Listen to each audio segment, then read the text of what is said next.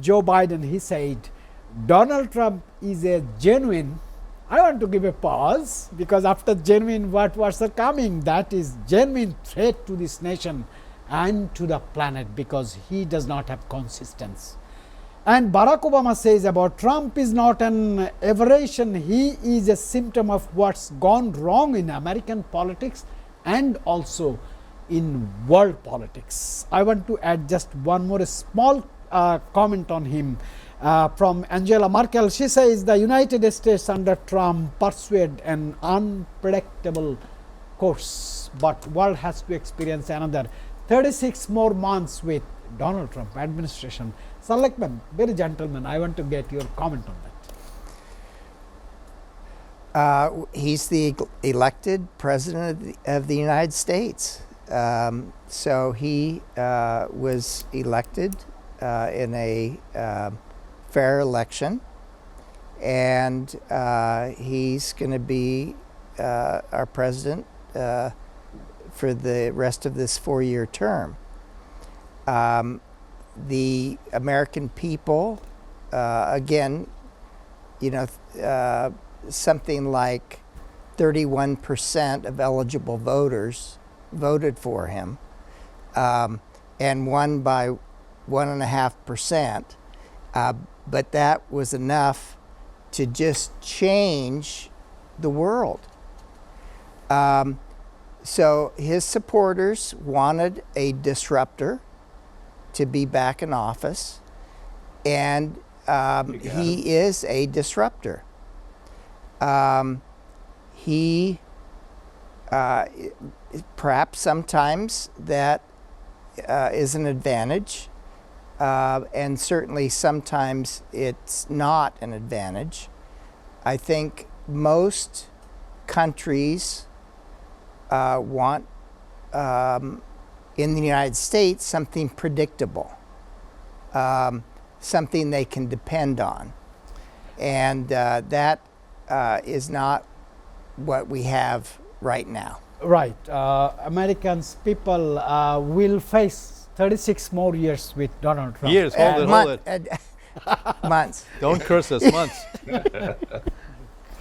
Well, it could be years. It could be years. I have covered civil war in Sierra Leone in different cities, triangle fight, SLA, Sierra Leone Army, RUF, Revolutionary United Front, and CDF, Civil Defense Force.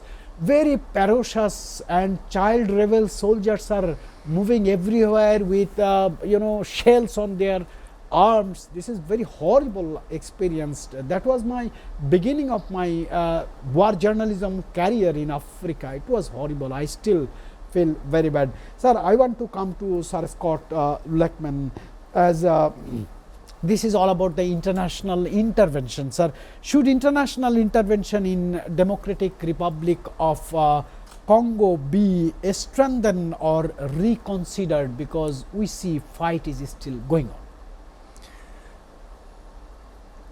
This issue has been going on since the genocide in Rwanda. So 30 years this has been going on. There are 200 militias at work here.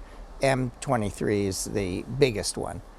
As far as asking for military intervention, I can't imagine what the goal would be.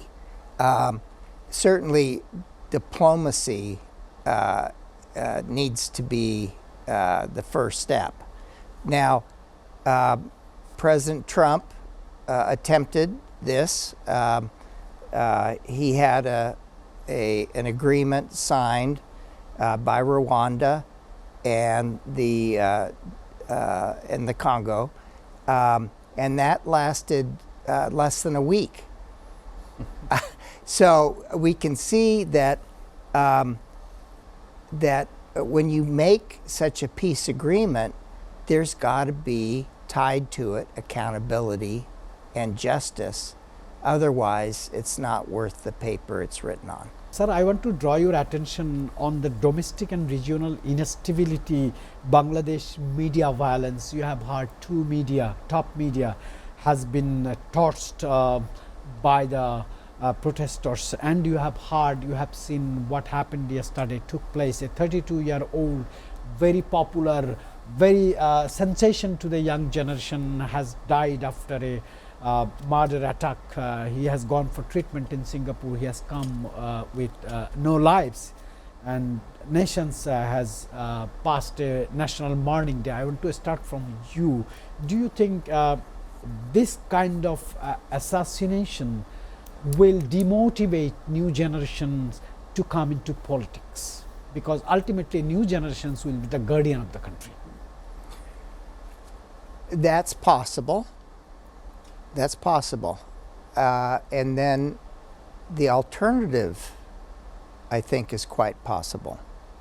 I think that the young people in Bangladesh are very resilient. And you could see that a year ago with the July Revolution. And I think I've been monitoring social media, and I think initially there was some hesitance by some of the young people to continue campaigning, but I think that has reversed itself because I think the young people of this country will not be stopped by intimidation.